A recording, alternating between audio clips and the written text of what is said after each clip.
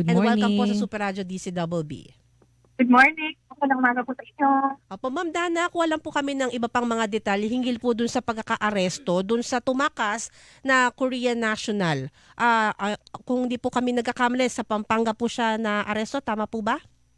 Yes, kanina umaga po matatapos na po natin actually ng press conference.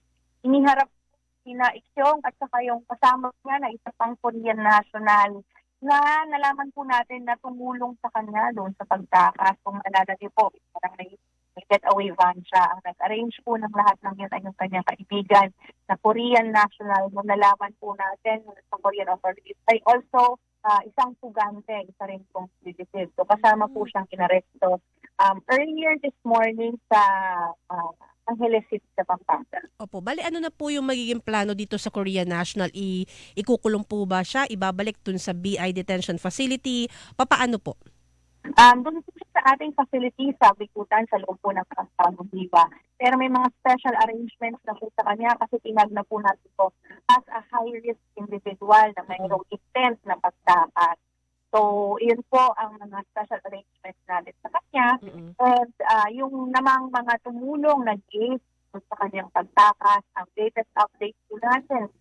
So Friday, kung maalala niyo po, 2 po dun sa 3 ay natanggal na sa trabaho immediately after the incident dahil sila po ay contractual. But nung Biyernes po, nagbaba ng desisyon ng Department of Justice. Yung third individual related po to this case, yung permanent employee po, has also been dismissed from service. Tinanggal na rin po sa trabaho yung ikatlong suspect sa pagtakas po nito. Opo. Miss Dana, ano lang po, napapaisip lang din ho kami, no?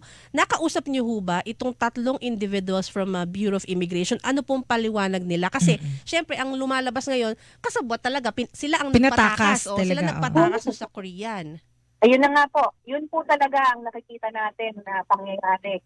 Kasi nung matakas po yan, March 4, immediately po nagsumite sila ng kanilang report at kinabukasan po kumarap pa sila sa commissioner upang ipaliwanag ang nangyari. Doon po sa kanilang paliwanag, pinasabi po nila na ito daw po sila ay nakatakas after the hearing niya kasi meron po itong court case in Quezon City for an estafa case. Nakatakas daw after gumamit ng palikuran pagkatapos po ng hearing niya. Pero nung pinahapunan po, matapos silang magpunta itong mga ito sa harapan po ni Commissioner.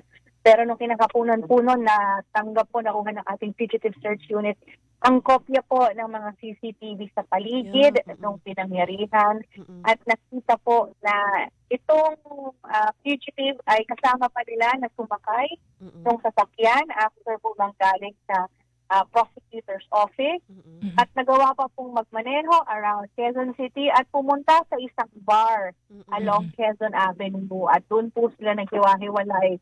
Tumakbo po, patawid yung Korean fugitive. Wala man lang pong tumingin, humabol, any attempts to recapture from the escort. So mukha talagang sinadya itong pagtakas. Yun nga no, Ma'am Dana, kasi nakakalungkot lang na despite ng efforts ng BI na linisin po yun yung hanay, may mga ilan-ilan pa rin po na ganyan talaga yung mga ginagawa. Ano po yung plano nyo ngayon? Ano din po yung directive po ng commissioner ng BI regarding po sa ganitong sitwasyon?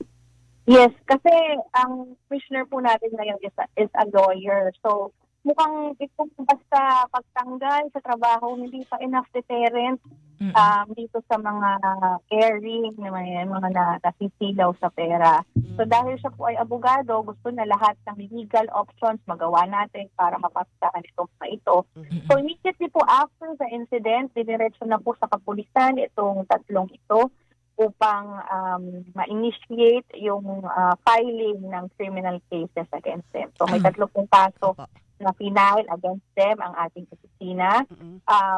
Mag-initiate din po ng case under the ombudsman ang ating opisina laban po sa 3 ito. So hindi na lang po basta pagkakatanggal ngayon sa serbisyo ang kakaharapin nila. May kulong na rin. Dapat lang. Kasi ano yun di ba po, infidelity in the custody of prisoners? Ganun ba ang kaso dun? Yes, yes po. Tama po kayo. Exactly like that po. And there are other cases na nakikita pa natin na pwedeng isampa sa kanila. Opo. Ma'am Dana, na-clear na rin po ba? Nakakita ng pera, Opo. mas marami pang ipapataw na kaso sa kanila. So, nasan yung tatlo, ma'am? Nakadetain po sila? Ngayon po Currently? hindi po, pero Ah. ongoing po yung kaso nito.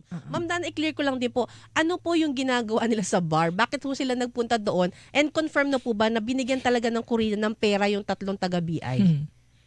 Doon po sa palitan ng pera, wala pa po tayong clear information dyan, pero marami po puro-puro na lumalabas na malaking halaga daw po ang kapalit. At mukha naman, dahil sa laki ng kasong ito, for you to risk your job for something like this, hindi po ito barya siguro kung isipin natin. Ano? They went to a bar, mukhang nag-happy-happy pa sila. At bago po umalis at kumiwalay sa kanila yung Florida National. Nag-freedom Grabe, party no? pa nung kapal ng mukha. So, ma'am, ito po, sabi niyo po, contractual yung dalawa. Ngayon ko lang kasi narinig, contractual yung dalawa, yung isa permanent employee. So, ma'am, anong lesson learned dito? Paano ho, kasi marami ho kayo mga mga nasa custody ninyo, inihaharap sa korte o kung saan man po sila dadalhin. Ma'am, tama ba ipagkakatiwala pa rin sa mga contractuals ito? Kasi kakatwiran na naman nila, maliit ang sweldo nila. Wala silang kung Security graft, of tenure. walang security of tenure. Ang makakasuhan ng graft anong Permanent. kaso, permanent lang po. Yes, yan din po ang mukhang isa sa malalaking changes sa ating facility. Bukod doon, mayroong mga kinakausap po tayo ng mga partner government agencies para makatulong po sa atin sa pag-secure doon sa area para may iba pang ahensya na nakatingin po at hindi basta-basta salalay pa sa ilang tao. Yung pagbamadmay po sa mga high-risk detainees, lalo po itong mga pugante.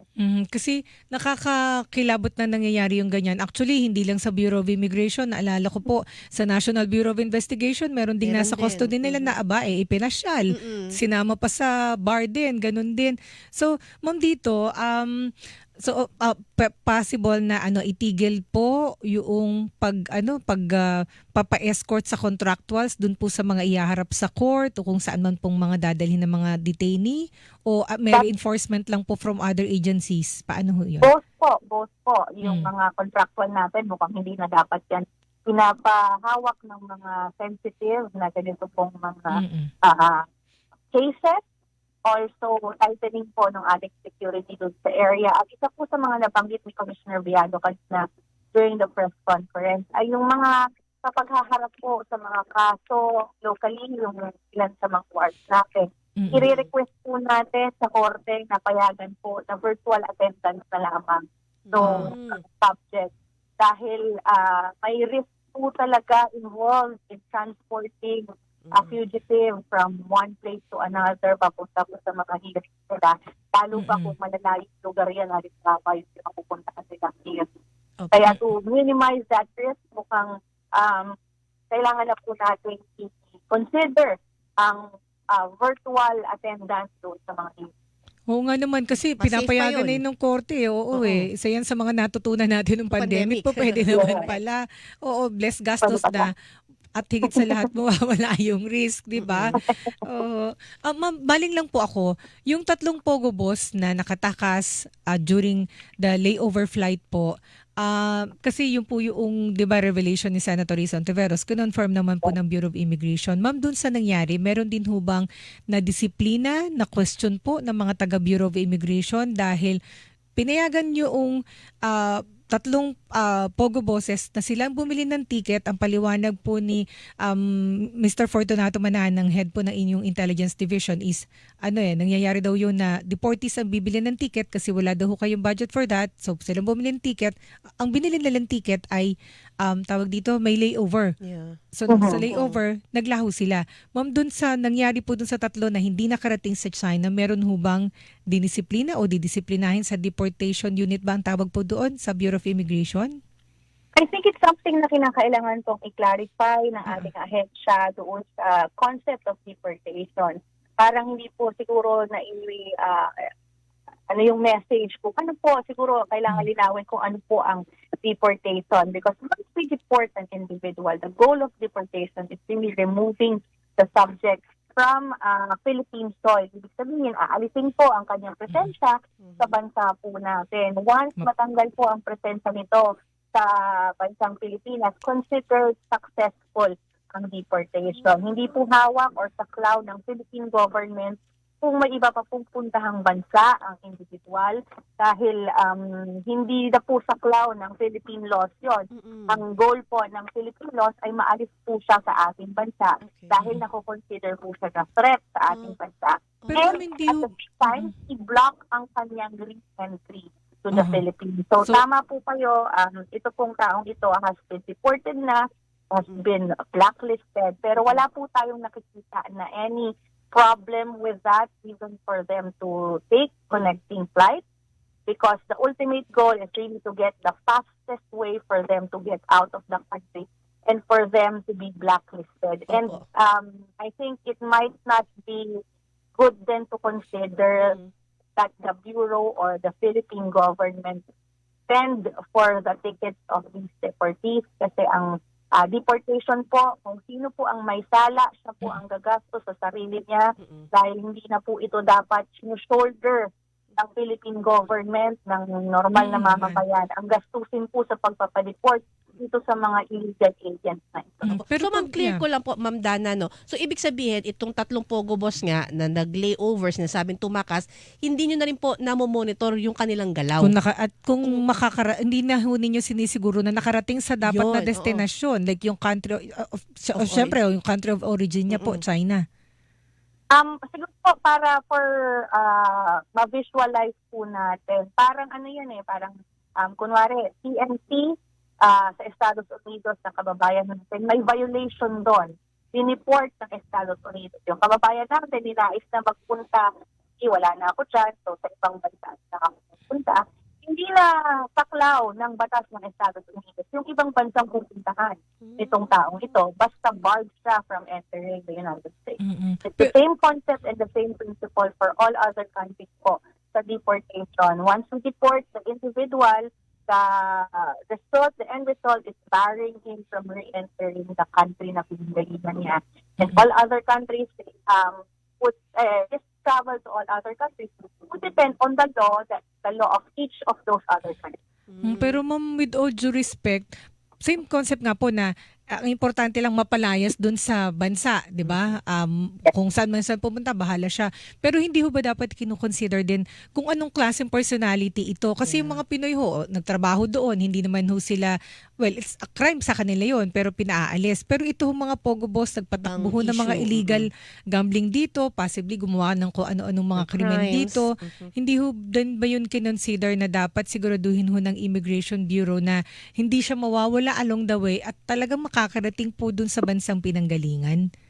Also to clarify po siguro, there are 2 types of deportees. Yung regular deportations and yung fugitive deportation. Deportations po, sinasakay lang po yan sa commercial flight sent out of the country. But pag fugitive po, yan po yung meron talagang escort, meron pong escort din from the receiving country. Kasi kino-consider po na pugante iyon. Kapag ini-inform po tayo ng kanilang embahada that the subject is a fugitive from justice ng bansa nila, yun po, dinidiretso natin tungkol sa bansang yon with the coordination also with deportees. Ayan po ay sinasakay lamang sa commercial flight and making sure that they are out of the country already. Siguro yun nga po yung isa din sa kailangan ma-clarify.